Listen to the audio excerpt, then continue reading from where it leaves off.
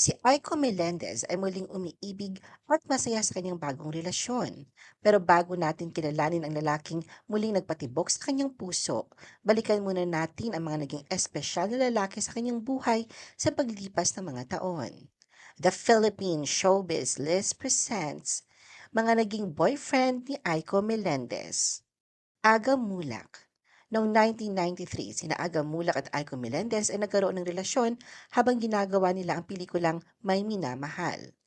Nang tanungin si Aiko noon kung ano ang pinakadimalilimutan eksena niya kasama si Aga sa pelikula, sinabi niyang yun ang eksenang kailangan niya itong suntukin. Dala-dala siya ng tunay na emosyon mula sa nangyayari sa kanilang totoong buhay noon. Jo Marie Iliana. Ikinasal si Aiko kay Jo Marie Iliana noong 2000, ngunit naghiwalay din sila makalipas ng isang taon. Mayroon silang isang anak na lalaki na nagngangalang Andre. Noong 2005, nagpapawalang bisa ang kanilang kasal. Mga isang taon pa lamang matapos ang seremonya sa simbahan noong 2000, kumalat na sa media ang mga balitang may problema na ang kanilang pagsasama.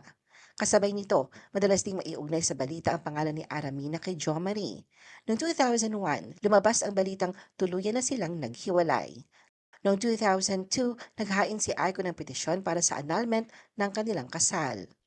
Nang magdesisyon ang korte pabor kay Aiko, sinabi ni Jo Marie na nakaramdam siya ng relief at tila isang panibagong simula sa kanyang buhay.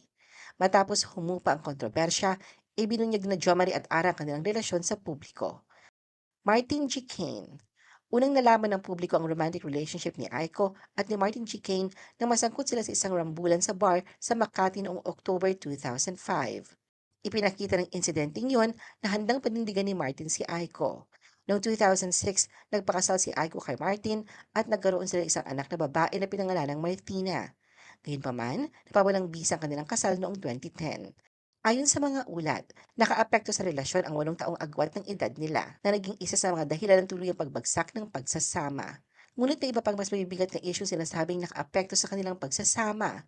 Mula noon, iba't ibang haka-haka ang lumabas tungkol sa posibleng dahilan ng paghihiwalay, kabilang ang mga chismis na inaakusahan si Martin ng pagtataksil, pananakit at paglustay ng pera ni Aiko sa mga nabigong negosyo. Patrick Meneses. Umabot ng 3 kalahating taon ang relasyon ni Aiko at Patrick Meneses, former mayor ng Bulacan.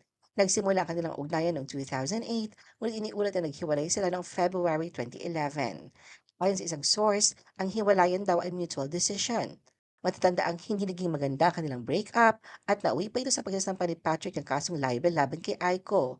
Inakusahan niya si Aiko na nagpakalat umano ng blind item na kumi-question sa kanyang pagkalalaki.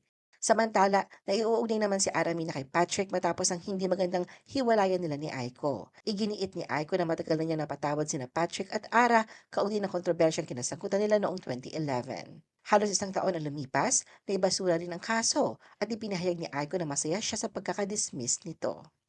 Shaheen Ali Mirzapur.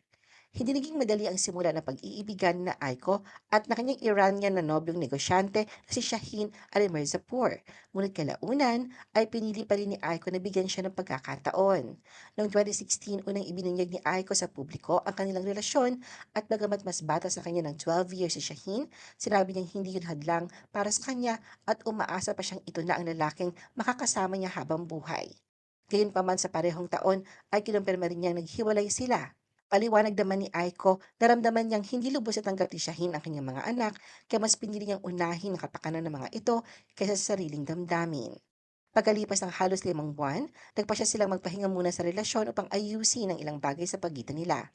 Nilinaw naman ni Shaheen na hindi yun simpleng cool off, ngunit mas pinili ni Aiko na wag na itong palawigin pa. Jay Kung Hoon. Nagkaroon naman ng relasyon si Aiko si Zambales First District Representative Jay Kung Hoon mula 2018 hanggang sa kanilang paghihiwalay noong 2025.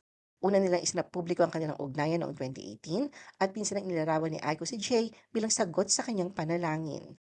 Noong October 2025, kinumpirma ni Aiko na tuluyan na sila naghiwalay matapos ang halos 8 taon na pagsasama. Sa pahayag na ibinahagi niya sa social media, sinabi niyang napagdesisyonan nila ito matapos ang 4 na buwang pagninilay at masusing pag-iisip. Ayon sa kanya, kapwa nila napagkasunduan ang paghihiwalay bilang paggalang sa isa't isa at sa kung ano ang makabubuti para sa kanila sa kasalukuyan. Nilinaw din ni Aiko na walang third party sa kanilang hiwalayan. Nagpasalamat siya sa mga alaala at sa suportang natanggap nila bilang magkasintahan. Juan Mig Bondok. Matapos ang halos 3 dekada, muling nagtagpo ang landas na Aiko at Juan Mig Bondok at ngayon ay officially in a relationship. Matagal na may espesyal na koneksyon sina Aiko at Juan Mig, ngunit noon ay hindi ito nauwi sa relasyon.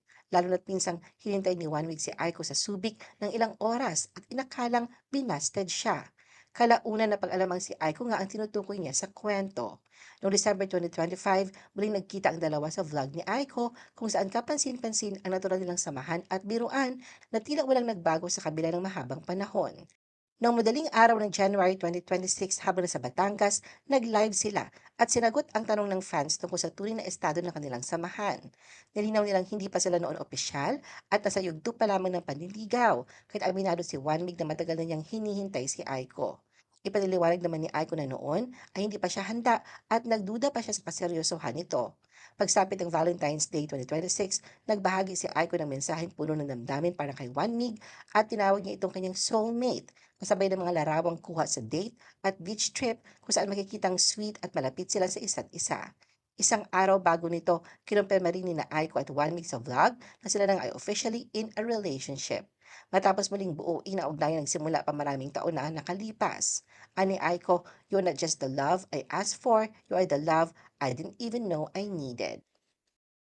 Ano ang masasabi mo sa video na ito? Mag-like o mag-react at huwag mahiyang mag-comment. For our YouTube viewers, huwag kalimutan mag-subscribe at i-hit ang notification button. At para sa aming Facebook viewers, mag-like at follow sa aming Facebook page para updated ka sa mga showbiz chika. Thanks for watching!